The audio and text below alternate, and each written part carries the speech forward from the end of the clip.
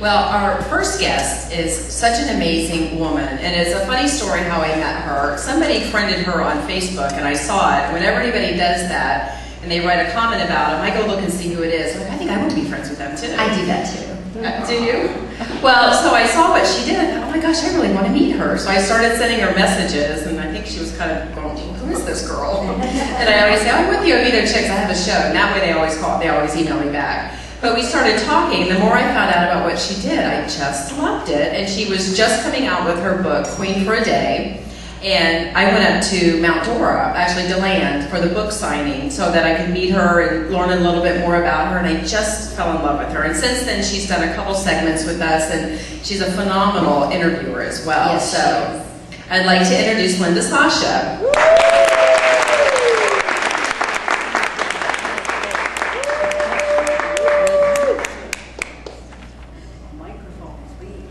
We're so fancy now. How about what these two gals have created here tonight? Isn't this great? Well, Ona really made this look. Absolutely. If it was left up to me, we'd have a table and a chair, and I'd be like, so anyway, tell me what you're doing. Or I do not have the gift of decorating, that's for sure. It would be like the last segment on last month's show when we sat there in the dark. And all black and dogs. But it's not just about the pumpkins and the vases and how perfect the couches are. It's the way you do things. Oh, yes, and everything is a surprise. We have no idea what is going to be asked of us, what's going to happen up here. So I just think some people like that. Some people call it unorganized. If you ask me, I call you an improv master. That's what it is. It keeps everything fresh. That's right.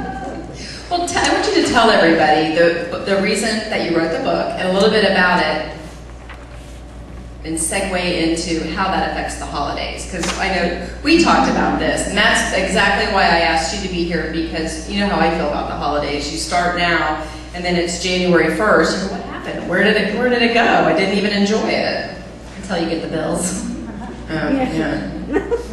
Well, I am truly, by nature, a celebrationist. Always have been since I was a child.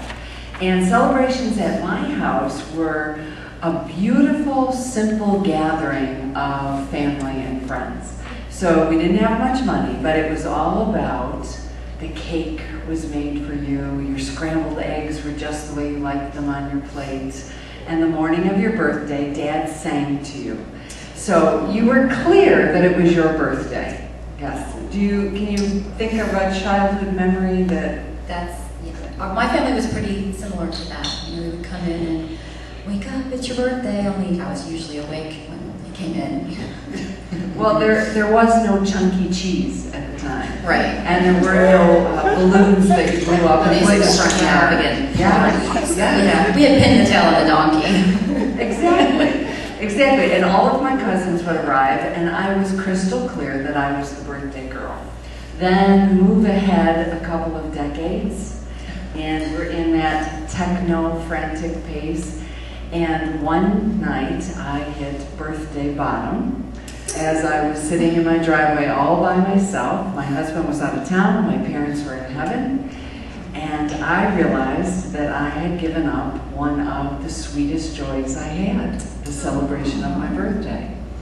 And you know how as women, we can be masters at taking care of everyone else. Except ourselves. So our children have fabulous birthdays, our husband, our spouse, our neighbors all have great birthdays, but we sometimes leave ourselves off that to-do list. Mm-hmm. So in that moment, I was determined to take it back. And as I did, not only did I create a fabulous personal holiday for myself again every year, I began to change my life. Because when it hits you that you're in charge of your own happiness, then it's not just about your birthday. You begin to look at each day. How you communicate, how you're asking for what you want. Do you expect everyone to have ESP? So your birthday becomes a starting point for taking back the responsibility, the beautiful ability to respond to. Doesn't that make everybody around you more relaxed as well? They're not so stressed, did I miss something? Paul's shaking his head, yes. Yes, and Paul, you're shaking your head, and that's what happened with me with my husband too. When I said to him, okay, are you all right with the fact that I'm now discussing with you? This is what I'd love to do for my birthday, because it's very personal, and that's what the book is about, that how-to guide, make it just for you. And he said, I am so relieved that I can stop guessing what makes you happy. Yes. Why didn't you do this 25 years ago? So that whole idea of not having everyone in our life have ESP. Now, let's set birthdays aside and talk about the holidays with that same idea. You take back your happiness when you begin to take responsibility for keeping your own cup full. How am I going to stay joyful during holidays? I mean, we all know, how many kids do you have? I have two kids. And just one. Yes, but how about that holiday party you have in your neighborhood? What was that? We do a cookie party, and we've done this for several years. Marlene's husband's happy I'm doing it again this year. But we have everybody we do 12 families, and everybody brings 12 dozen cookies. And when they get there, everybody picks the number 1 through 12. All the ones find each other, the 2s, and so on. And then we have a prop box, and we're singing the 12 days of Christmas. So they go into the prop box, and they have to find props for their day. And then we line everybody up on our deck, and we start with 1, and we go down, and we sing the 12 days of Christmas. Oh, how fun is that? Well, and last year I didn't do it because, the economy, the this, and I was like, I don't want to do it. I was just down. And I said, nobody even cares about that silly, Hayden's older, and I didn't do it. I heard from so many people. It was like my own little It's a Wonderful Life moment. Oh, I didn't know that the dorky party actually meant something to somebody. So my son's actually in charge of the prop box this year. He's going to replenish it and make it new. And so something so simple. Nobody ever remembers a single gift, hardly. But they remember those things. Well, and there's an excellent point. Just like our birthdays, it was the cake, and that I was the center of attention. How many times for the holidays do we exhaust ourselves when really everyone just wants to be together? Right. We could do Chex Mix and Kool-Aid, and everybody would be happy. Well, maybe not the Kool-Aid. Yeah, I don't have Sugar-free. So with that same birthday simplicity, we could do the holidays, but then it really is about, you gave up that tradition last year because you had a busy, extra stressful year. Mm-hmm. So what's the secret in all of that, ladies and gentlemen, is really keeping our own cups filled. So when the holidays are inviting us in, and we already see that we're running in a million directions, it really is thinking, what is one thing I could do today that's just for me? Is it 5 minutes? Is it a walk around the block? Is it walking through the mall and having a special lunch that you adore?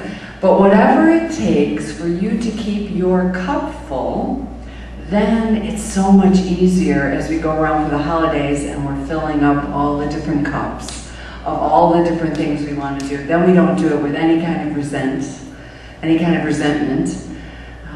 kind of exhaustion. So how about if we challenge everyone here and anyone who's going to be watching this, the thousands that will be watching this, what are you going to do through the holidays to keep yourself balanced a little bit? How can you ask yourself? Yeah. Reclaiming that cup. 1 minute for myself. It's such a holiday secret. See, that's why I invited her. You always have the best things to say. Well, Linda's actually going to stay on the stage with us, and as we bring other guests up, she's going to stay and help us interview them. So I want to thank you so much for being here. You make everything special when you're here. Oh, thank you. I think we should probably show the audience what her book is. Oh, I just happened to have. Scientific has a job to do sometimes. It came out with Gotham in January, so it's always available online at Amazon.com. And Linda has a table in the back as well. Yes, but I did bring you both a surprise back here. I snuck up behind the pillow. I've got a meditation CD, hot out. Nice. guided meditations for people on the go. Could anybody be more on the go? You can do these with your eyes open while you're driving at the grocery store. Really? Those are really good. You just see my Facebook post where I'm always in an accident. Yeah, that's probably not a good thing for you to do in the car. I know. All right. I'll Okay. save this for In the grocery store. Yes. Well, thank you very much. A pleasure. I appreciate that.